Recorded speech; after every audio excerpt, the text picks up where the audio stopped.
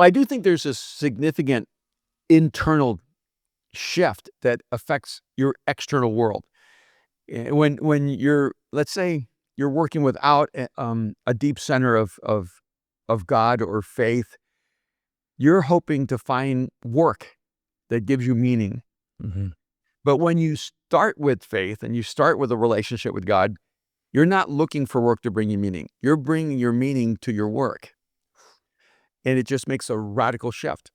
And so when I was digging ditches, I brought meaning to that work. When I was working construction, I brought meaning to that work. When I worked as a librarian, I brought meaning to that work. When I worked as a carpenter and a lumberjack, and I've had pretty much every job. I flipped burgers, I cooked pizzas, and then I've coached, some of the top CEOs and leaders in the world. And none of those jobs have inherent meaning. Every one of those jobs I brought meaning to. And that's, for me, the difference is when I was living my life disconnected from God, I was looking for my meaning in everything I did and every relationship I had. But once I entered into this relationship that for me was through Jesus, now I had my meaning and I just brought my meaning to everything I did. My job was to bring the best version of me to every single thing I did in every relationship I had in every environment I was in. And what does it look like practically? What does it mean to bring meaning to, let's say, being a librarian or digging ditches? What does that look like? Yeah, for me, it usually had to do with people. Yeah. Because the books are great, but the people actually they're transcendent, and I could give people a great experience in a library. I could serve people and give value to them in the library. When I was digging ditches, there were a lot of other guys that are digging ditches with me, and I just saw a huge part of my value is making their life a little more valuable, bringing a little more meaning to their life, being funny and bringing some joy, into their world, teaching them that a mundane job doesn't have to create a mundane life. Mm. And so I always found a way to make anything and everything fun, in my life. And I think a huge part of that is that if you show up at work hoping that someone brings you hope or brings you joy or brings you life, you're gonna just be a consumer. You're gonna be sucking the life and the hope and the joy out of every person, every moment. But if you go, oh, my job is to wake up and be fully alive. Mm. My job is to be filled with hope and to be filled with joy, to be motivated by love and to bring that everywhere I go. You're just gonna always be making a contribution in life, no matter where you are. That's beautifully said. I've been having this thought lately that the walking out the Christian life, I guess, or prioritizing people, it really turns life into this awesome game.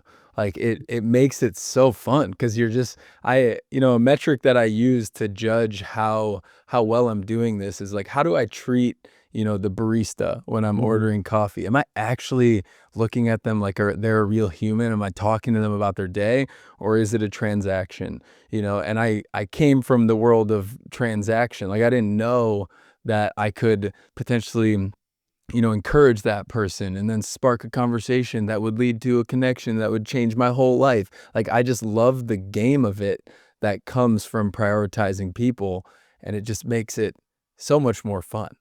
It is. I don't know why, but this moment in my life just came to mind where we had a guy from El Salvador who was mowing our lawn, and we paid him whatever, $50 to mow our lawn. And one day I went outside and he was just sitting on his truck and he was actually crying. Mm. And I went and asked him what's going on, and he said somebody came and just stole all my equipment, and this is the second time they've stolen everything. I just can't afford to replace it. And so I said, well, looks like we're going into business together. And so I financed him buying all of his equipment. And then I said, but I'm not just going to finance your equipment. I'm going to teach you how to go from mowing lawns to owning a lawn company. And so then the next week he comes and mows my lawn and doesn't charge my wife anything. And I called him up and I said, you can't do that. We're in business together. You can't afford to give the lawn away for free and mow the lawn for free. And a year later, He has bought a home. He has employees. He never mowed my yard anymore. He had his team mow our yard.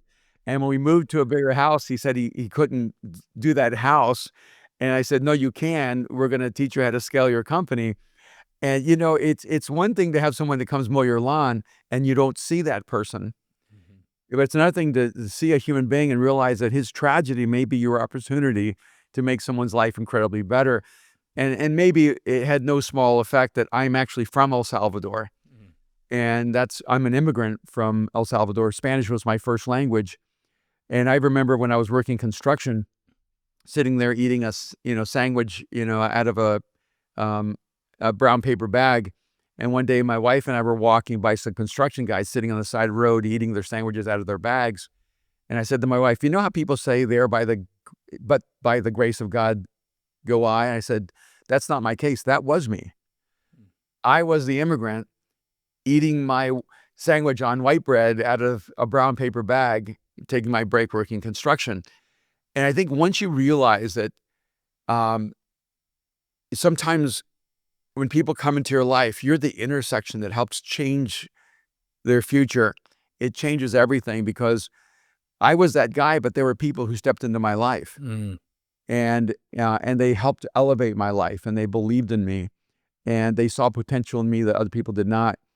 And so I just try to spend my life going, how can I enhance someone else's life and change their future?